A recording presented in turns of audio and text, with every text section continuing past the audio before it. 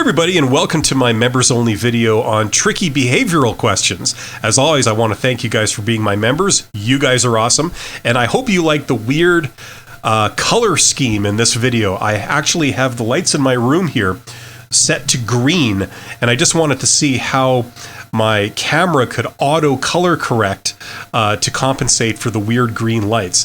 I'm sure it looks terrible, but it's an experiment. Anyway, let's get on with it.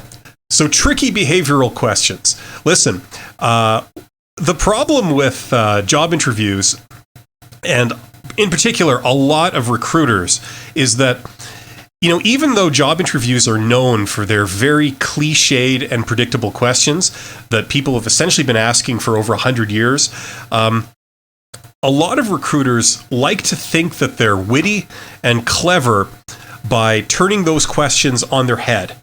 Okay, so they're not completely stupid. They know that there's a lot of resources out there that tell candidates exactly how to answer these questions. You know, don't say this, don't say that, instead say this. So they pride themselves on their ability to occasionally, just occasionally, throw a spanner in the works by twisting the question around or asking a totally off-the-wall question that attempts to sort of stump people. And that's what I wanted to address in this video.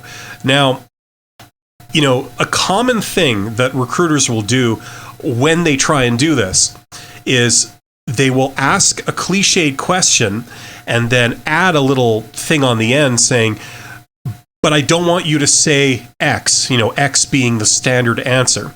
So for example, the question, let's take the most obvious question out there. Tell me about yourself, okay?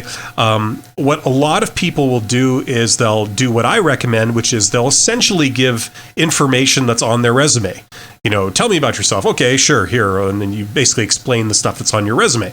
An alternative to that I don't recommend, but that other people do, is to tell them about your personality or your passions or your hobbies or your work methods, you know, or things like that. Like, so a recruiter who's trying to be witty and thinks him or herself clever might ask, well, tell me about yourself, but I want to hear something other than what's on your resume. Or tell me about yourself, but I want to hear something other than your hobbies and personality and work preferences or work habits, something like that. And they think they're so clever doing this. And the problem is that if you've rehearsed for a job interview and you've, you know, sort of memorized these scripted answers, when you get asked that question, you might be stumped because, you know, they're saying, I don't want to hear the answer that you have for this. Give me another answer.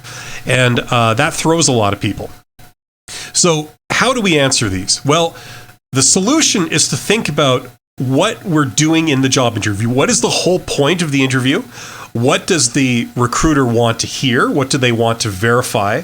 And basically, if we stick to those, the things that they want to hear and the things they're looking for, that should guide us in how we answer it. Okay, so the question is, what are they looking for? Well, I'd like to think that pretty much everybody in a job interview is looking for two things. Okay, number one, they're looking to see if you're qualified.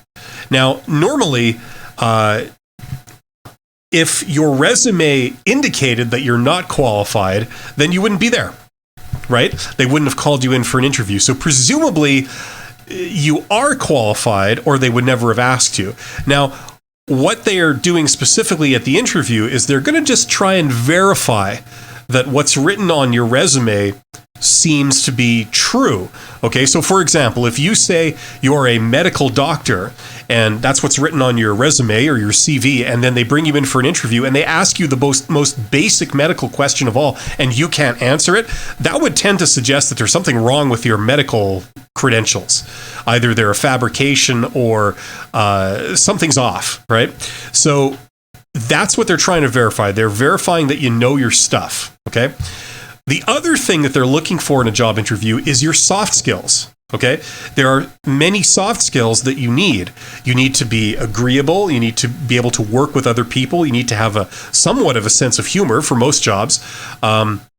You need to be the type of person that doesn't get offended super easily.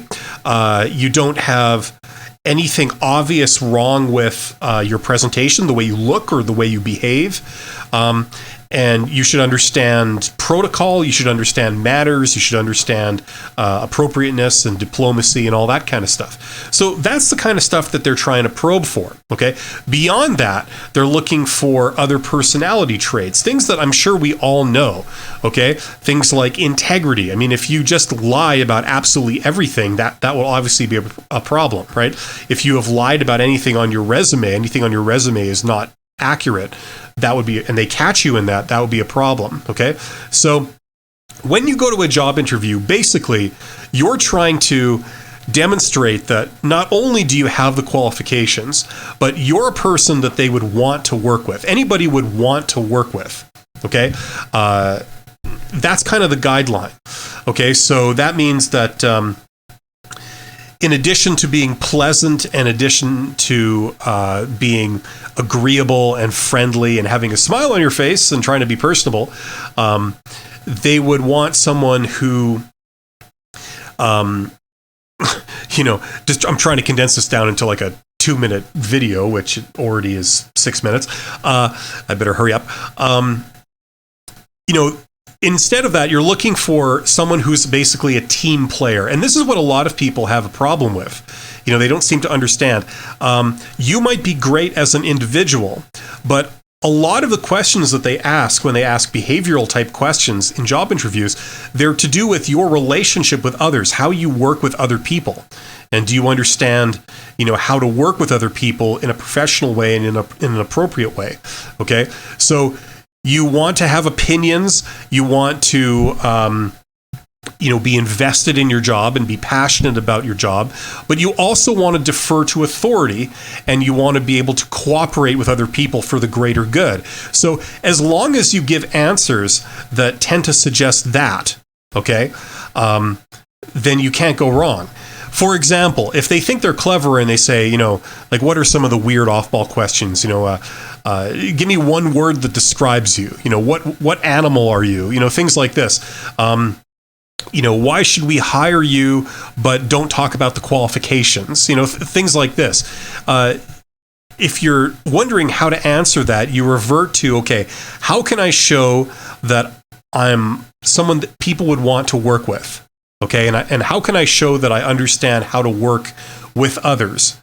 And how can I show that, I'm someone that doesn't add to their troubles, but solves problems for them? Okay?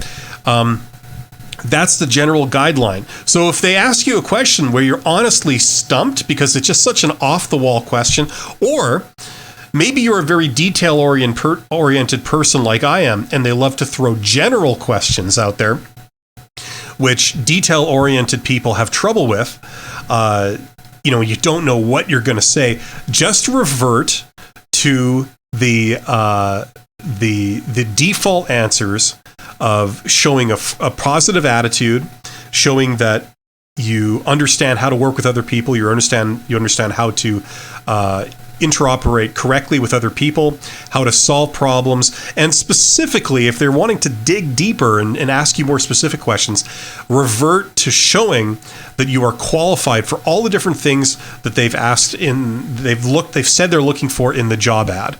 Okay, so that would be the default answer for that. I'm going to do a more planned out and a more developed version of this when I do my podcast, which is coming up in a couple of weeks. You guys, if you've watched this far in the video, you get to find out first. I'm turning my second YouTube channel into a podcast channel, and that's going to start in 2 weeks, and I'm going to come out with an announcement next week on my regular channel for non-members. But you guys are the first to hear about that. So if you have any questions, let me know. And that's the primary purpose of the podcast, is to answer questions. Thank you very much. I appreciate you guys being my members. You're awesome. Have yourself a great week, and I'll see you on the next one. Take care.